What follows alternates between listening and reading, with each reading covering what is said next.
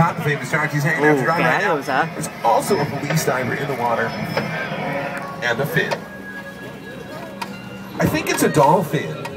I think it's a shark. Okay. Well, the diver, he's going to let us know what's up because I'm thinking if it is a dolphin, it's a fairly aggressive dolphin. And maybe you're right that it's a shark, considering that he's out there swimming. And it's just like...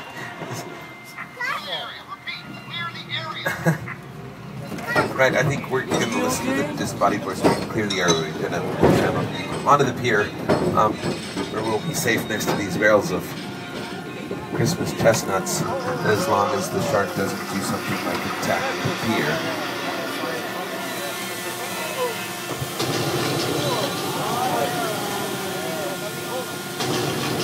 It's true, it does feel nice when the chestnuts are roasting on an open fire.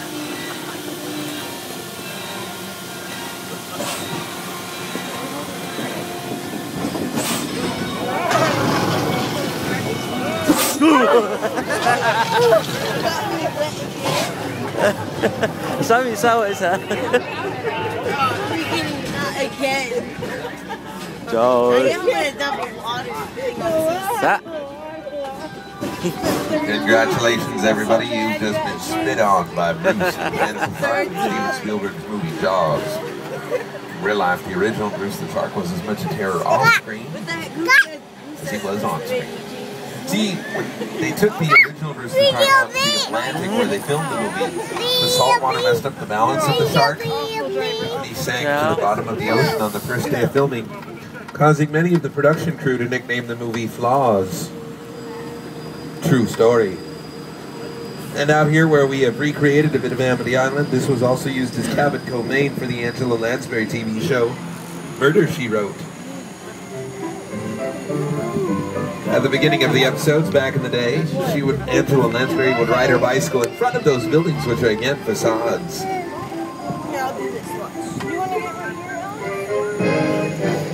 I've been talking a lot about facades today, but sometimes we use what we call a practical set, where we can film on the inside and on the outside of a building.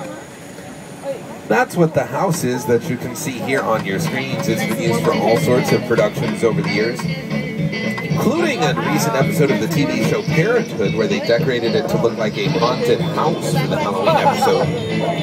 You'll be able to see that house on your screens in person, out here off to your right side.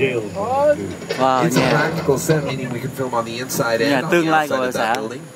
And you'll be able to see the inside of that house in an upcoming music video, Speak Now, from Taylor Swift. You might not have recognized that house if I hadn't pointed it out to you, but you're much more likely to recognize the next street. It was at this point on the tour that the guests on the tram were able to see the well-manicured lawns and wisteria vines and said, "It's Wisteria Lane from ABC's Desperate Housewives." That's right. This really is where they filmed the TV show. They have the day off, which is nice for us. It means we get to drive down the street. If they were working here, they wouldn't let us be here because they wouldn't want a tram in the background. We're going to go down the street, come back the same way. As we travel, I'll point out some of the houses. There's one. Mấy nhà này đóng ở trong TV á. The house off to the right with the white picket fence. Mấy chiếc xe này là xe thật nè. Nó cũng muốn mấy chiếc xe này để đóng phim á. Leave It to Beaver, and we're Smash Mouth filming a music video all-star. Also on the right, the house with the pink flowered tree. That's where P. Diddy lived when he filmed his music video, Bad Boy for Life. Nó muốn mấy chiếc xe để đóng á. Tom Hanks lived on this street in the movie The Burbs, Christina Ricci in the movie Casper.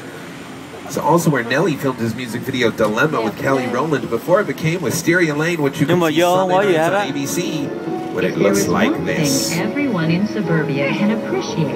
It's a good neighbor. You can also appreciate the look of the wisteria vines. You can see up close and in person they're obviously fake, but on TV they look fine. Felicity Huffman's character lives in the greenhouse off to the right side with a mixture of real and fake plants. And the cars there are, again, picture vehicles used by the production. Next to that is the yellow-colored house where Terry Hatcher's character Susan lives. And next to that is the lavender-colored house, which was once the home of the Munsters from that classic TV show.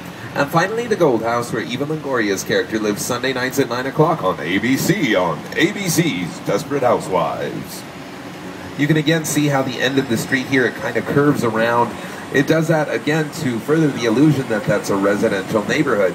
If the end of the street were just a straight-on shot, you would see trams driving in the background all day long.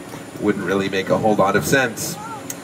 Now, the houses themselves, they're not facades and they're not practical sets. They're kind of in between. They're semi-practical.